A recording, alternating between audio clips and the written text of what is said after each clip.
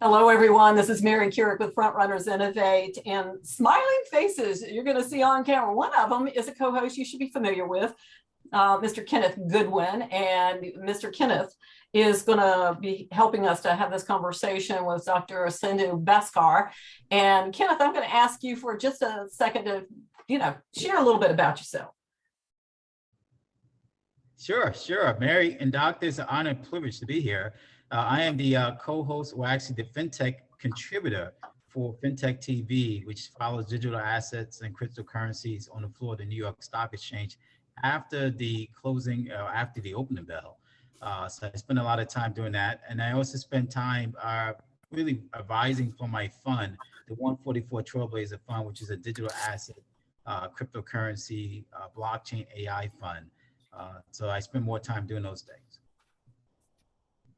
Fantastic. That was short, but you've got a rich history in all of this. So you're kind of part broadcast and part, part got your foot in the, impact space and all over, finance and fintech. So thank you for joining us. All the benefits of both the world. So as well as fiat and the stock exchange. So you are everywhere. Yeah, he's been a little bit everywhere, which is going to be everywhere. Too many. So our special guest today is Dr. Sindhu Bhaskar. And Dr. Bhaskar, I have you down as chairman and founder of, is it the EST Group? Yeah. Did I have that right? Please. And is that based out of India? I believe that's where you are right now, right? Oh, no. It is based at Cambridge Innovation Center, MIT Boston. And right now I'm in India because I'm launching another neobank in India. So that's why I'm here. That's why you're there. Okay. And, next month I'll be going back. Okay. Well, I did take note, and that's what, Ken and I were talking about before we came on to record, was the fact that you're heading up the Cambridge Innovation Lab, and there's connections and ties to MIT and Sloan Business School. So you'll explain that to us in a few minutes. But also the chairman of the Fintech and Blockchain Association in the United States. So we'll look forward to hear from you there. And, new age tech evangelist. I mean, that kind of covers the broad spectrum of everything tech, and digital development and banking and digital asset services in the banking and finance space. So everything about money is what we're talking about today, digital and otherwise. So let's talk about your background. I'll call it value. Very good. So let's talk about your background just a little bit, Dr. Bhaskar. So tell us a little bit about what brought you into this fintech and financing space. Okay, thank you very much for bringing me here today and having an encounter with both of you. And I can see that both of you are very, very well accomplished and very well entrenched in your fields. So I'm getting goosebumps, no doubt about it. But I'm basically a banker. That's why when I saw all this crypto revolution happening and everyone being drawn to it and shouting aloud that banks are dead, bankers are the biggest enemies and all that. So that allowed me to think in a very different manner, that why is this reaction when money is a constant feature right from ancient times and it is continuing in one or the other form? What is happening that it is bringing such a disrepute to handlers of money? So that is where I thought of coming in and trying to course correct the whole situation. So I started going to these New York conferences on cryptos and all. And then I came up with my own solution that, banks are not bad. Bankers may be bad. So we have to create a new breed of bankers so that we can purify the whole stream of banking. Because whatever crypto was falling, the technology was new, but the principles of economics were the same. So for me, it was just old wine in the new bottle with the same principles and rules. But handlers were different. It was a breed of youngsters which were catering to it and creating a revolution to change the whole course of, say, economy, and create a new value for money, a new meaning for money. So that is where I came in, and I started my own neo-banking. And I have one neobank working in India, which is called BranchX. Right now, it is 2 years old, and it is a phygital model. So we have agent-based system there, and we are trying to create banking the unbanked and taking the bank to remote areas. And right now, in 2 years, we have nearly 5 million subscriber base. Last year, the audited figures, transaction figures for the bank was around 750 million US dollars worth. And it is catering to migrant communities, people who are moving from villages to urban centers and urban areas for their own livelihood.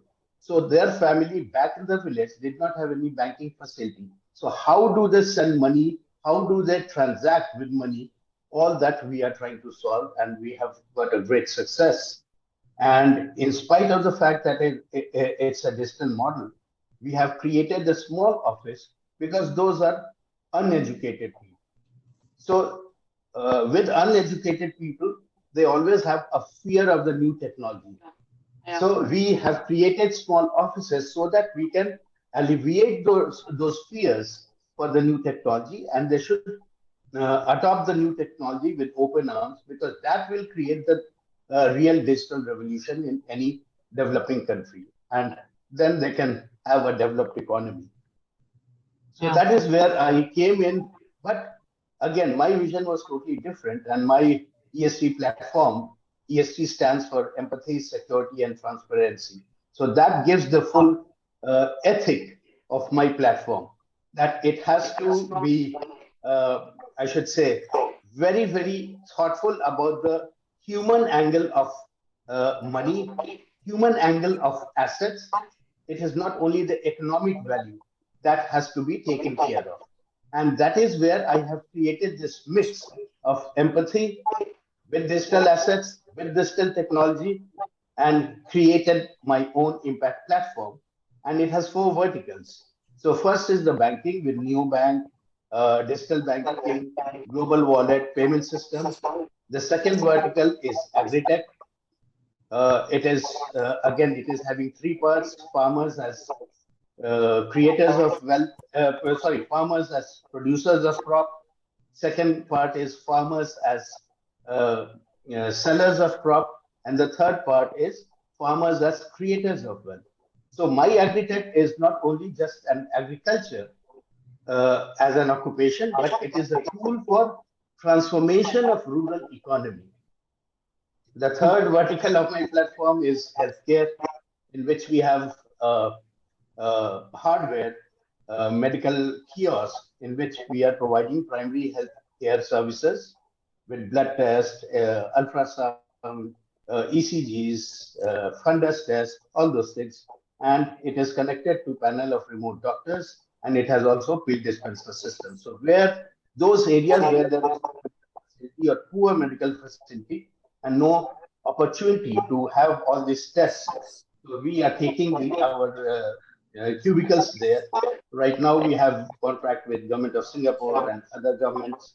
With government of India, we are negotiating, and we are also launching it in Africa in a big manner. We have already talked to different heads of countries, and that is where we are launching. And the fourth vertical is Fintech, FAB, which is Fintech and Blockchain Association, because whatever we may say about technology, until unless that technology seeps in the rural area in any developing country, you cannot create the adaptability and adaptation of the technology. So that is what FAB does. It takes the new technology and the knowledge to the rural side and creates digital empowerment, knowledge empowerment for those rural areas. So this is in a nutshell what the whole platform is and what I'm trying to create and do. Well, that's wow. And I have sort of a follow-up question, but not urgent to say that right now. I wanted to give Ken, since we have limited time with him, to have a chat. No, So no, I go ahead. appreciate I've given you very lot of items to bash me up. No, actually, not at all. Actually, I think your items are very complementary to the things I've been doing actually in this space. You mentioned Oh, how I'm you, safe. no, actually, it's interesting how you mentioned how you started off in the space, because I had the similar experience many years ago. Yeah, When I started off in crypto, it was very much same in that sense, where I went to an event and I said, wow, this is going to be the future. So you had this aha moment. You know, when you get this aha moment, you know that this technology is going to digitally transform how we live our lives. And so I caught that moment, and I didn't catch the moment for crypto. I caught the moment for the technology, because the technology, I felt if I use it, if it's applied correctly across different verticals, you can have a greater impact on society. So your exactly. platform is amazing, because I look at it, it's very comprehensive. I mean, you deal with farming, and farming, to me, agriculture is very, very critical, because now at this time we have some challenges with the supply chain system. So you're basically taking data proliferation, and then you're also using the processes to create new product development, which is what they call the three triangles and the three peers in technology that creates Right. what is technology. And you know this as a doctor, we use it all the time whenever we create a new product. So what you did was you took the technology and you say, how do we make better processes and then make better product? And you use the agriculture side of it, which is very, very important. Now, my question to you, because that is wonderful to talk and to bring in the agriculture side. And you mentioned about the rural component to that. What is the biggest challenge that you have in the rural aspect of it? Because you did bring up a good point in taking this digital transformation, this technology, and now transferring this over to the rural areas, which is an extreme challenge, not just in India, but here, anywhere Everywhere, around the world, everywhere. everywhere. Yes. Yes, Yeah. exactly. Opposed to technology. Yes. See, for me, the first aspect is that for the theoretical, I will first give you my theoretical premise that whenever we talk of different verticals like financial, say healthcare, agri-tech, and all this, those verticals are also the horizontals for me. So what is happening that there are many cross connections on this and intersections. So when I'm starting with my bank, it is penetrating all these different verticals because all the payment gateways which I use, it is also in agriculture, it is also in healthcare, it is also in the student app. Then when I'm doing when I'm training those students, they may be farmers also. Mhm. So from there they get incorporated into the agri-tech. That okay, this is the new technology we are talking of, and this is how we are incorporating those technologies in these fields and different activities. So I am making them aware to use those technologies. So that's the very first challenge I am tackling and I'm trying to mitigate. The second challenge for me is the scattered nature of the assets, Yeah. agricultural assets, and the fragmented nature. So I am telling them, okay, I am not like compelling them or insisting upon them that no, you have to follow this track. No, you first move with the technology and see how much you are able to get as single entity and how much you can achieve as a combined entity so that they can very well understand the concept of ecosystem and the community system, and then they will automatically come in. You don't have to force them or preach them. Let them face that situation and assess the benefits of that. So that is what I'm doing. And then thirdly, they are all disparate elements, like all scattered, differentiated on different levels due to so many factors. Even race is there, religion is there, financial system is there. So what I'm doing, I have created like something like you can say Facebook type of thing, so that they can connect to each other and they start sharing their data. So Right. that element of aloofness should be tackled. and sense of unison and unity should be percolated there. So these are all also the cultural factors, political factors which I'm hitting at and trying to narrow this.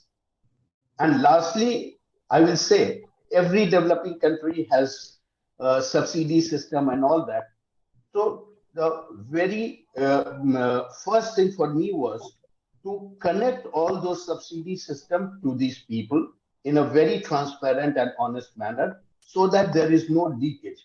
100% must reach there to the actual beneficiaries, and then make them work in such a manner that entire money should be used for agricultural practices. Now, these are poor people. They don't have other money, other income. So in case of personal need, they tend to spend that money.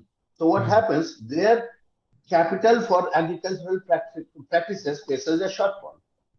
So what we try to do that no, if you have your own necessity, we are here with short-term loans for you at a very concessional price, Right. so that you can use your actual capital for agriculture just for that. Don't use it for your personal use. Now we are also talking to a couple of insurance companies to come up with small premiums with small maturity periods, say 3 years, 5 years, wherein they can keep on paying, say, $5, $10 premium, and they can take it out as maturity amount uh, after 3 years or 4 years.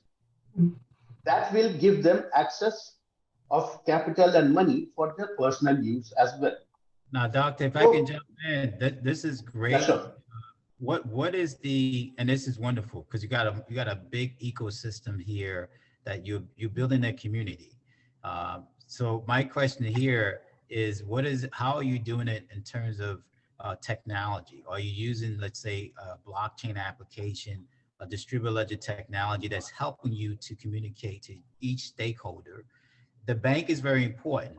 So the bank is important here because you're creating what they call a digital vault, right? So now a digital Right. vault creates a digital wallet, which allows for you, if you want to even get beyond, let's say, the physical lending, and you want to digitize your balance sheet, you allow Right. for organization of assets to occur.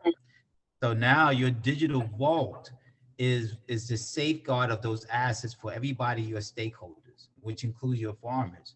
The biggest challenge in this has always been the underlying application that's being used. And you as a doctor notice your application, anytime when you digitize a platform, you increase cybersecurity risk and you increase a lot of other risks that may happen. And you don't want to expose those people to that. So my question to you, in this all this ecosystem, what is the driving underlying application that you're using, right? And then how do you get away from this traditional finance? Because people are moving towards digital wallets and tokens. So are you using decentralized finance as a way to help you to kind of clarify this ecosystem? Yeah, that's the most appropriate question I think you can ask me about this, because everyone tries to find out that, okay, Very I'm talking easy to point along here. only a banker and a worker in the financial sector can ask these questions.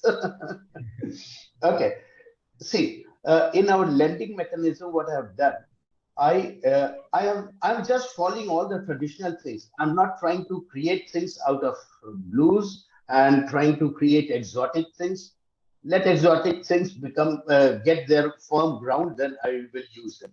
So what I'm trying to do, all the lending that I'm trying to get through my aggregator model of lending, we are amalgamating all the loans and creating digital asset and selling it to different HNIs. And these are for 5 years. Even Government of India, they issue farmer bond, rural bonds for 5 years with 8%, 9% coupon. So again, it matches with the regulatory system and I don't have any regulatory challenge. Okay. And people are buying it also because it has tax implication, tax rebate is there, concessions are there. So people buy it. So I am just using the same technique, clubbing them. So what happens? Farmers are not dependent on this loan for just 1 year. They have a stretch of 5 years to make the repayment. So they are under no pressure to either jump from their balcony and commit suicide or drown themselves in the river, because they have no repayment pressure on them. So what happens that they move in a very, very honest and clear-cut manner without mincing and messing up their repayment installments.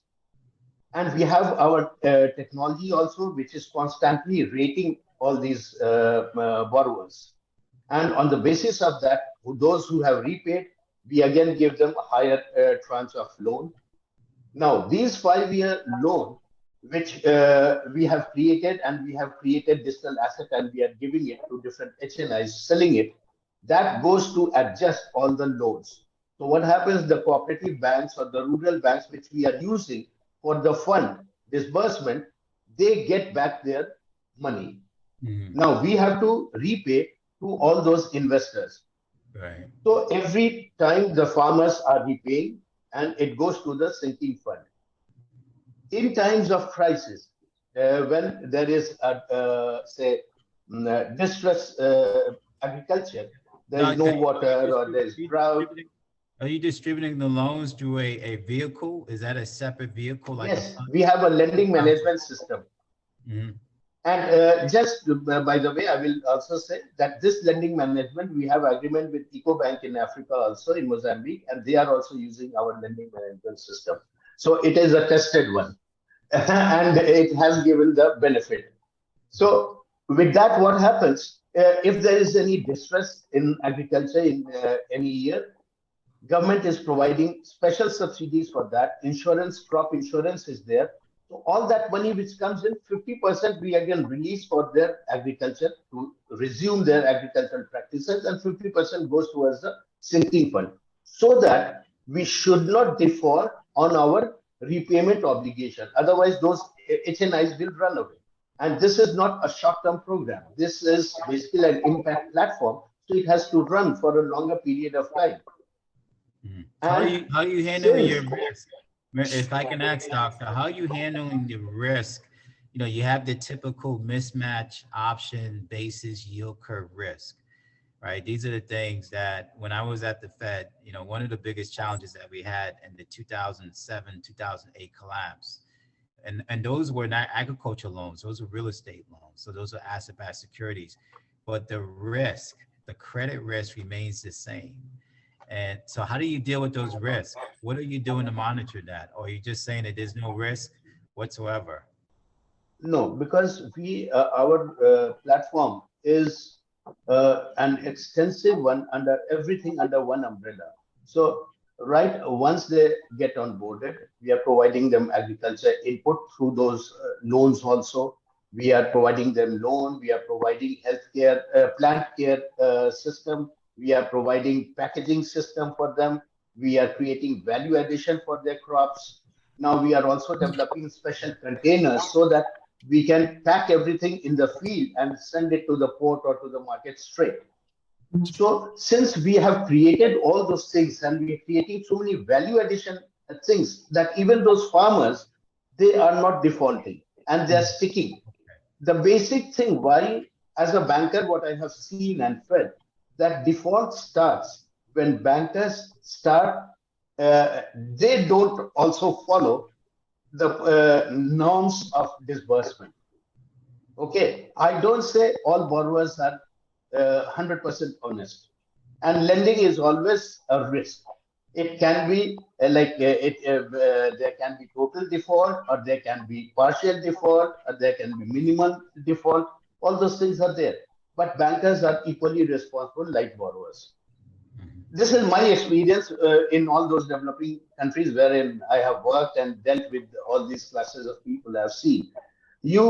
Supposing if you have sanctioned $1 million loan, you are just disbursing 500,000. How can they achieve the optimum level of protection if you have not given them the full transfer of the credit? That's right. So these are some technical issues which always create the problem. And I have also seen, I have worked also for 2 years in a rural bank. Okay. And I had seen that if, as a banker, I don't go in for personal gratification and personal benefit from those borrowers, you know, the repayment of the loans disbursed by me was 99% recovery. Wow, that's good. So Wow. that, and I had been awarded and felicitated for all this. And those villagers, like, they really used to worship me like their god. And I'll bet. if you create an impact in those communities, they will really respect you like anything. So that is the secret of success. I feel that if you are honest to your agenda, even you can mitigate all those risks. But again, 100% is not genuine. Yeah. 100% people are not honest. Wall Street with that mentality. That mentality needs to be people all over Wall Street. I know, right? Is that in? Yes. That we don't I will call it. They are not wolves of Wall Street. They are sheep of rural areas. So with sheep, you can fondle them and you can caress them and you can make them do anything. So that is how I have tried to do. And then all the data, wherever I am working, I have created a local company and all data is locally stored. I am not trying to take any data to anywhere. And I'm also telling them, rather, we have incentive model also. And as you rightly talked of cryptos and all, so I have created a mix of that. I have ESTX coin also, which is specially used for incentive models. So you can have that as incentive and it is connected to marketplace. So you can use it in that marketplace, but not on any crypto exchange and all, because I don't want to encourage those activities. So that is how I am working with them and trying to lower the risk. And my interest rate is also very low as compared to other places where people are taking interest. My interest rate is capped at 15%. Taking banking to a whole new level. Exactly, because the model is like this. I am creating the digital asset for all those loans and I'm making it for 5 years. So I have that latitude to bring down the interest rate. Whereas what other people are doing, they are going with their capital, trying to do interest flying. So the interest rate is 30%, 28%, 40%. How can that loan be good? It can never be good. Yeah, they make it a high yield asset, a high yield loan. No, that is a process that's very common in every part of the world. So, and then unfortunately, it takes advantage of a lot of people who may be cash strapped or liquidity strapped. Exactly. And then this leverage, right? You over leverage yourself. And now you're in a position where you have nothing to sustain yourself because you don't have the right capital base. So you're absolutely right. I'm going to lead this to Mary because I know Mary's smiling here. I'll give you one more point also. And by grace of God, because of this agenda, different people from different countries, they are joining hands with me with their latest technologies. Like a company from Spain, they joined hand with me with their smart irrigation system. So we are also introducing all those concepts in that agriculture. Then another company from Luxembourg. Are you collecting, Doctor, not to cut you off, are you collecting data? So you're becoming more data aggregation, because as you get information, what you're doing is very substantial and very impactful, because now you're touching a group of audience that may not have gotten a voice. And so now you have data, and that data is very valuable. Very valuable. That data is being used for some other purpose. Cash flow stream. So a lot of these organizations are going to reach out to you because that information is valuable. It is a cash flow stream. So what are you doing in that sense? Are you collecting this data? And after you collect the data, what are you doing afterwards? I mean, are you continuing to create more matrix, more models, or are you going along that line? I will tell you. That is what I was going to tell you. That when we are collecting this data, as I told you, but my different verticals are also my horizontals. So my healthcare system is also connected here. So what happens, with these people, they are also utilizing the healthcare facility. So that data becomes relevant for the special type of medication and tests, which vaccines, which that area requires. And that is why I have joined hands with WHO, USAID, and trying to create all those healthcare facilities in those areas. So it is very complex, because when I started, people were saying, you have a lot of moving parts. We cannot understand it. I said, well, you cannot understand it because, and this is talk of 2017. I had launched everything in 2017 when no one talked of ecosystem, no one talked of digital banking. And I can show you my one page, one sheet of that PPT, which I had distributed in Consensus, New York in 2018, just one page. And that had the full picture of fiat banking, crypto banking, digital asset, non-digital asset, everything there. And how I will have the hedge of crypto against fiat and fiat against fiat to crypto, that you can shift your portfolios. And I registered my stablecoin in 2017. I have the registration document. And it was something else. That's amazing. Ken, I don't know how much longer you have with us, but you will tell me or excuse yourself, because I know you've got another call, and we've got something going on in about 20 minutes. So in order to kind of move toward where I want to go with this, basically, and maybe I missed it if you shared it, but is there any room for diaspora when you're moving into these other marginalized countries to interact with what you've got going on for their, say, poorer relatives that are in country? See, basically, everything is bootstrapped for me. So I don't spend money on advertisement and all, because I try to put everything in my products, whatever I have, my resources. So I'm single one-man brand ambassador for my platform. So I am speaking globally, and I'm taking everything there and trying to promote it. And MIT also helps me a lot with their resources. And by grace of God, wherever I have gone, I've got the traction, and people have joined me. And that's why my diaspora has been enlarged, like expanding and expanding. I'm launching my agri-tech in Chile now with government of Philippines. Agreement is in the final stage. Healthcare, as I told you, working with Singapore. So different countries. It is not restricted to one part of the globe or one section of people or one certain community. It is not like that. I'm working in all possible areas and trying to be very, very agnostic about all other considerations and factors. Okay, cool. We all know that Africa is just in such need. Almost every country there, I think, could utilize what you're talking about here, especially the sort of one-stop shop, or I'm going to call it circular banking, where it kind of has a circle effect. One question I always ask all of, well, before I get to that one, I want to ask one more, which goes in that same direction. What I usually ask, and I'll give you a second to think about it, is who you need to help you move forward and expand what you're doing, because you're already expanding as we speak. But to that end, are there collaborations or partnerships you already have or that you're looking for?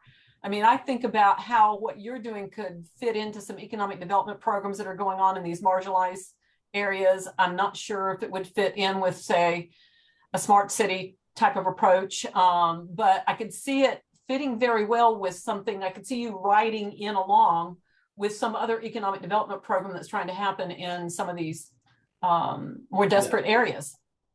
Right. I'm very much there. I'm big time in Africa, and I'm launching my agri-tech and health tech in Ghana. I've already finance minister, vice president, I had the discussions. I'm also launching right now, United Africa Blockchain Association got recognized by Zambia government, and they have allowed them to go ahead and train people and government staff with blockchain concepts and all. And I'm also part of United Africa Blockchain Association.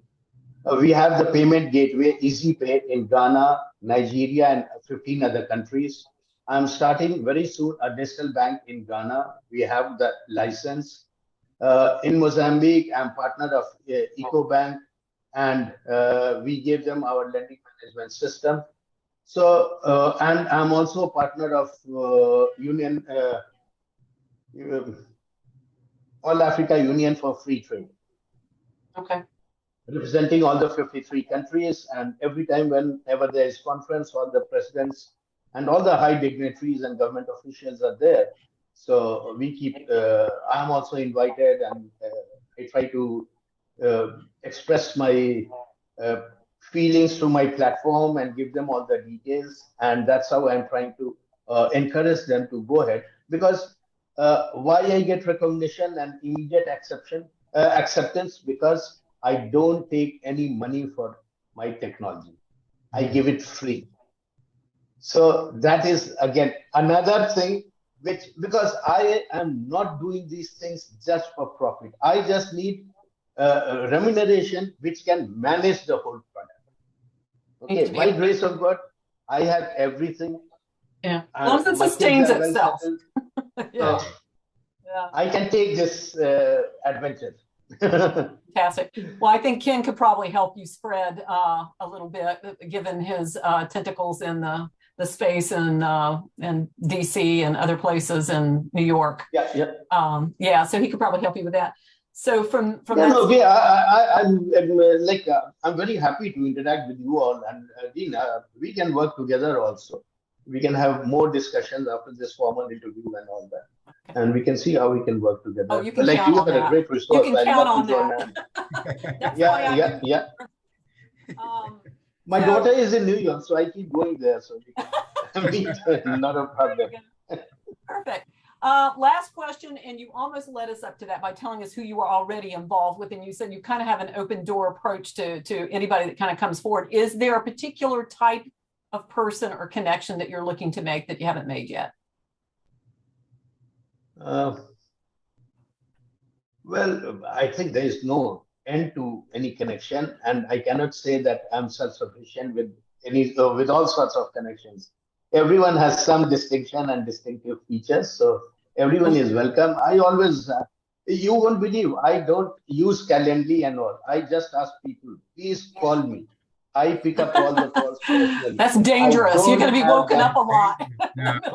Here's the irony. The founder of Calendly will be at the event we're hosting the African American event at the New York Stock Exchange. So Tope he'll be showing up to tell his story about how he progressed with Calendly. He's got a beautiful story that most people don't realize, because a lot of people get caught up and they think because he's a unicorn, Calendly's a unicorn, that it started off that way. It really didn't. Yeah. It was something that was really, the technology was beaten down, and this individual just kept trying over and over again. So that perseverance that you're displaying today, Doc, is very, very important. That most people needs to hear. And this is why Mary's great for that. She's great in capturing that kind of story, that people can see the process instead of the product. Right. So I think you have a beautiful process and a beautiful. Yeah, the why is always key, I think, to me. The surprise here is that you're not looking for money. So that's my surprise. Me too. I was like, no, it's just adequate enough to run the show and run the platform, because it has to be self-sufficient. Because I don't believe in the principle of going with the begging bowl every time to the market that, okay, please give me. Because more you go with your begging bowl, more you lose the vision of your platform. And I don't want to do that.